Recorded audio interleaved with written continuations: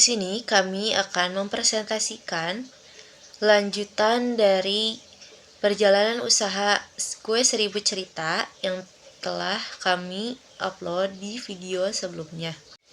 Pendekatan go to market. Kami memulai pemasaran di 5 kecamatan Kota Bandung. Saluran utama kami adalah media sosial, karena sesuai dengan kebiasaan target pasar yaitu pelajar dan mahasiswa yang aktif secara digital. Kemudian, penjualan dan layanan pelanggan. Sistem penjualan dilakukan melalui pre-order, menggunakan Instagram dan WhatsApp. Layanan pelanggan dilakukan secara langsung melalui chat, sehingga hubungan dengan konsumen bisa lebih personal dan responsif.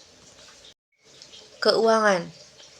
Dalam model pendapatan, Kue Seribu Cerita menggunakan model pendapatan utama dari penjualan unit kue dan pesanan khusus. Selain itu, terdapat pendapatan tambahan dari layanan personalisasi seperti cerita, kemasan khusus, dan konsep hadiah. Kemudian, untuk penetapan harga, di sini kami menetapkan harga 15.000 per potong. Kemudian, model pendapatan. Kue Seribu Cerita ini menggunakan model pendapatan utama dari penjualan unit kue dan pesanan khusus. Selain itu, terdapat pendapatan tambahan dari layanan personalisasi seperti cerita, kemasan khusus, dan konsep hadiah. Untuk harga jual kue Seribu Cerita, kita menetapkan di harga 15.000 untuk per potong. Dan pada tahun pertama, kita menargetkan pendapatan sebesar 23.040.000 dengan laba bersih sekitar 9.360.000. Berdasarkan perhitungan keuangan, usaha ini diperkirakan mencapai titik impas pada 3-4 bulan.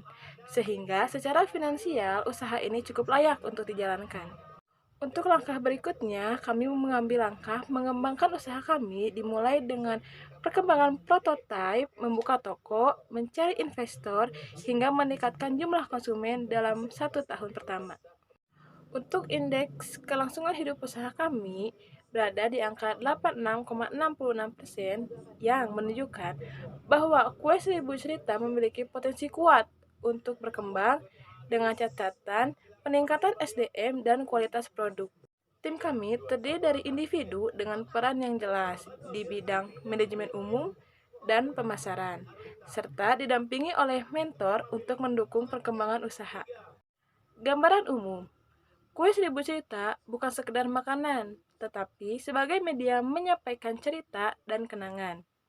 Misi kami adalah membantu konsumen menciptakan momen yang lebih bermakna melalui perpaduan kue, teknologi, dan cerita personal.